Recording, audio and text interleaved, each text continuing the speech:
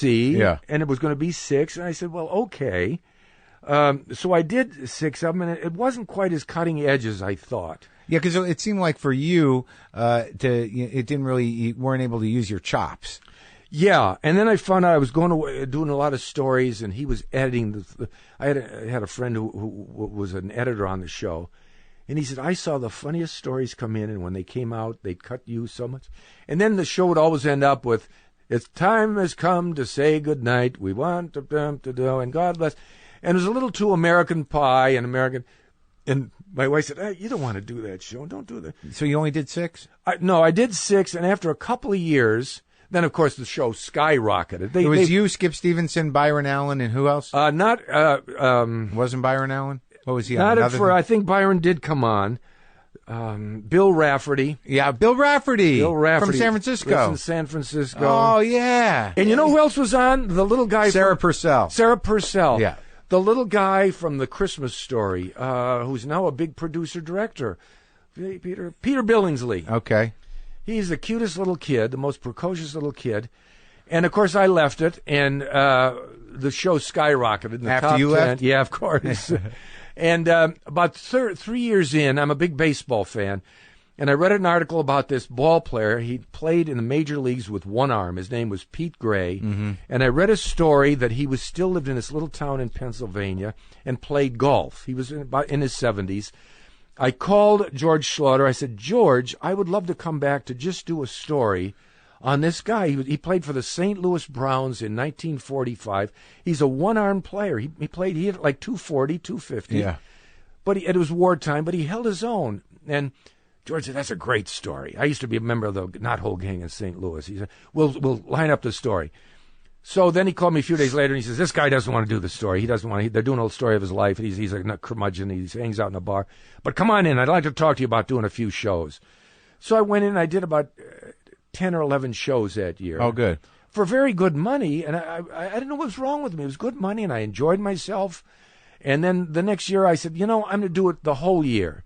Really make good money. By good money, it was like, at the time, like $14,000 a week, which is probably like $40,000 a week now. Good money to me. And I said, "Leah, let me do it. I'll do it every year. I'll do the whole show." Suddenly, when I wanted to do it, then he told my agent, he says, I want to sign a 3-year contract. So I said to my agent, "Well, let's just do 1 year at a time. Look, I've been doing." My agent came back. She says, "No, George wants 3 years." I said, "Well, I don't know. What should I do? Should I go back?" She said, No, he's withdrawn the offer. That was like it? That. Yeah. I think he wanted to teach me a lesson because I wanted to do a year, and he got some other guy. Then he fired Bill Rafferty. He fired everyone on the show at one time. I was not aware of this, except Sarah Purcell. Right. And NBC, she wanted more money, and NBC said you have to pay her more money because she was really great, very pretty. And George says, "If you want her, you pay her the extra money." Now I'm assuming you don't have a relationship with him anymore. I actually do. Sarah Purcell and her husband invited me and my wife, George and his wife, down to their club in Santa Monica. I said, "What am I going to talk to about George with George Schlatter?" Did you ever ask him whether or not he screwed you to teach you a lesson? I think he knows, but to me, we went down and George had a drink or two. "Fred, you're my favorite comic. This is my favorite guy," and I think he sincerely means it. He didn't. Someone once described George. He says he'll love you for 6 months and then turn on you and fire you. But he's a big guy in the industry. And we had dinner, and his wife is so pretty, former showgirl. And we had a nice evening, and great. We got to get together, Fred. Yeah, we kept recalling one story I did for him, which was not the funniest story I did. I used to laugh at that, a perpetual motion machine. I said, well, I had funnier stories than that. But he's a legendary guy, and he really started all this reality. That was the first reality show. Sure. Now, but like in talking about that, I mean, you've been in show business a long time, and you've done a lot of episodic work. Yeah. You've done hosting work. You've done movie work. Mm-hmm. Now, like in talking about Schlatter and in talking about these decisions that you made during your career, is there part of you that thinks like, fuck, I should have done this? I always make the wrong. I would never. Anytime I'm offered something, I find a reason I can't do it. But I've done something. I fought to get on SCTV. Remember that show? Sure. There was a Eugene Levy, Marty Short, right. John Candy. I saw them in Canada. Rick Moranis? He joined it. Those were later? They came from the Second City stage. Rick Moranis came in like a year or two into it. I loved the show, and I'd run into Joe Flaherty, and I said, Joe, I love that show. You've got to get me on that show. And, you've got to. And I was on Real People at the time, so they thought I was the big, because I was on Real People. They were on some little.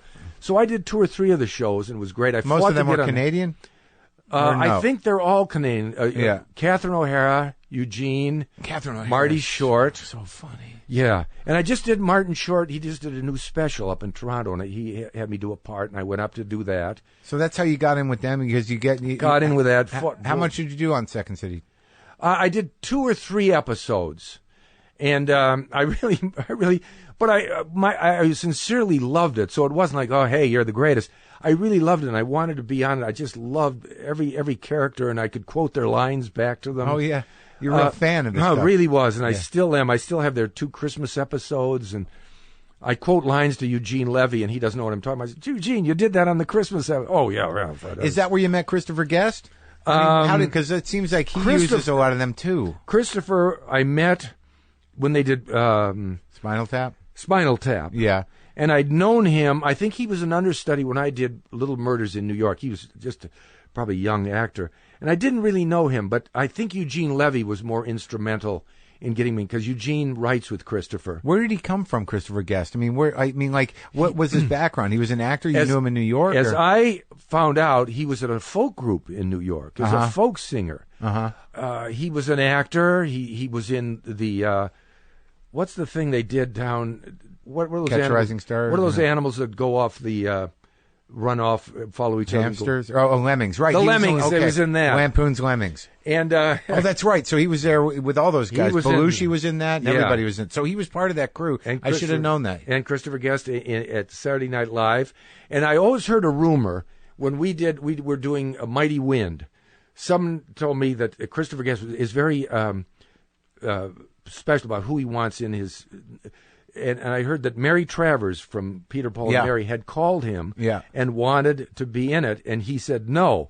So I asked him one time, I said, Christopher, I've got to ask you, did Mary Travers call you? And he says, no, that's not true.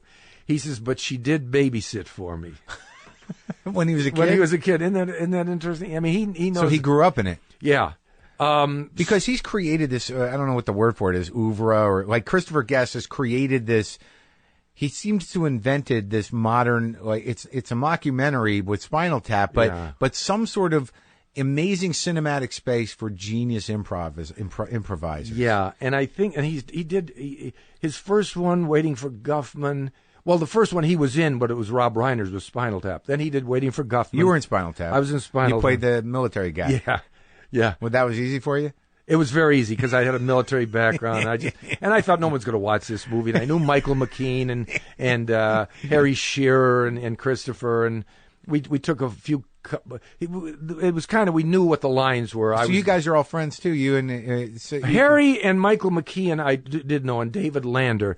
They were in a group called the Credibility Gap. Right, that was a big one. That they played at the Improv, and my group was the Ace Trucking Company. And I thought their group, by our standards, they were so bright. And we had a job in the Midwest, in Chicago and Indiana. We had about 11 dates. And 2 of our guys, one guy was off doing a movie and another guy was doing... And we needed replacements. We had to cancel the group. I said, why don't the 2 of us combine with Harry Shearer, Michael McKean, and David Lander? Yeah. Combine our material. So I got to work with them and know them. And that was in the 70s? It was in the, 70s, yeah. Yeah. And so I've remained very good friends with all of them. I had no idea that there was this big sort of sketch comedy improv scene that was really kind of thriving in a way in the 70s. Yeah. That there were several different groups. And they didn't improvise. They were very scripted, but they did very political stuff. And they did a version of Who's on First that to me is so much funnier than Abbott and Costello, because it's a promoter who comes into a newspaper to promote his rock. He's doing a rock show down at an auditorium. And the guy says, okay, let's start. Who's on first? And the guy says, oh, you already know, because the first group was who? Yeah.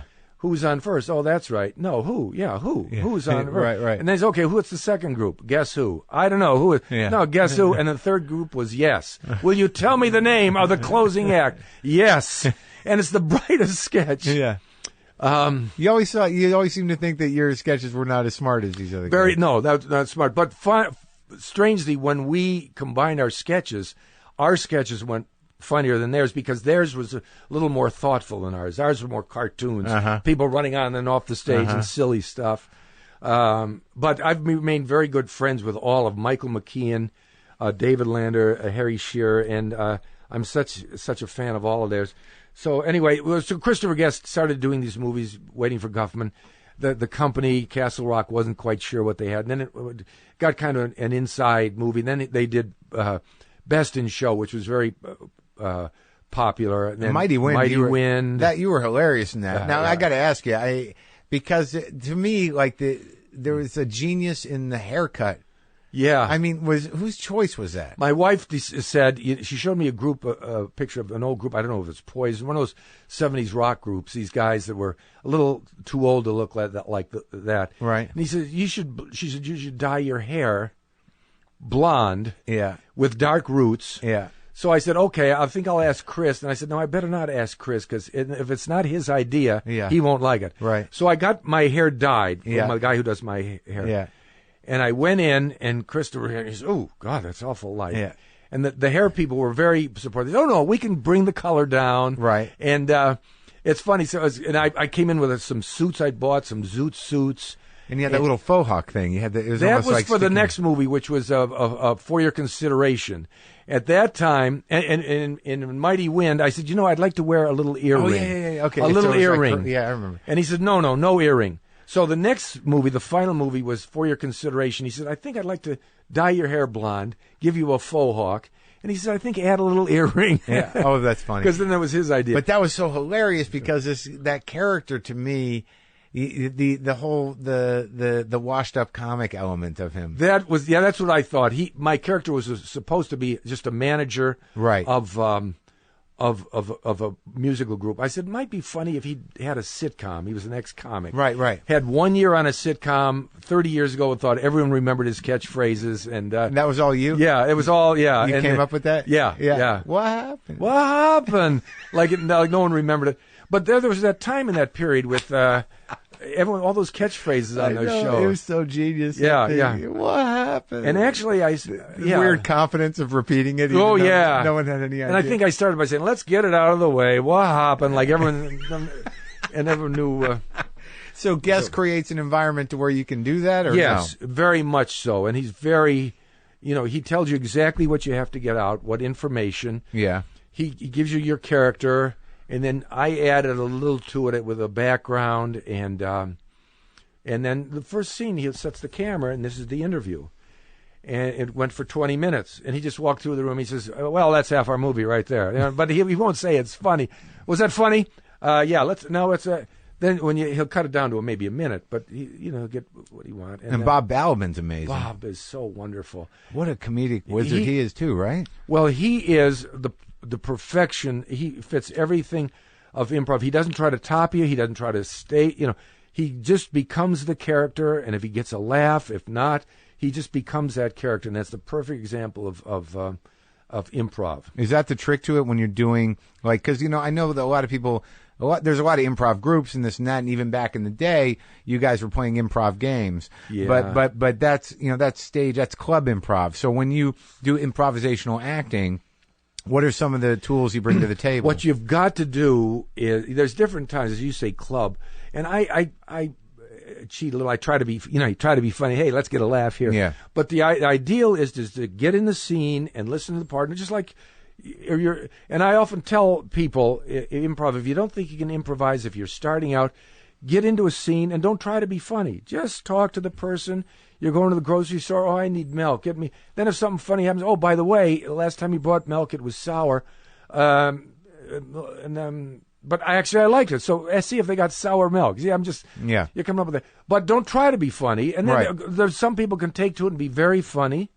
Some people are just funny being serious. So there's all all different ways. I don't know if you really can teach improv. Because you're the kind of guy, like, you've probably worked with a lot of cats in your life where with improv actors, there's almost a different set of personalities for each one. Like there's the brash guy who's but there's always the guy that underplays it. Yeah. And sort of kind of is a little stilted and comes with his own timing. Like the stuff in Best of Show,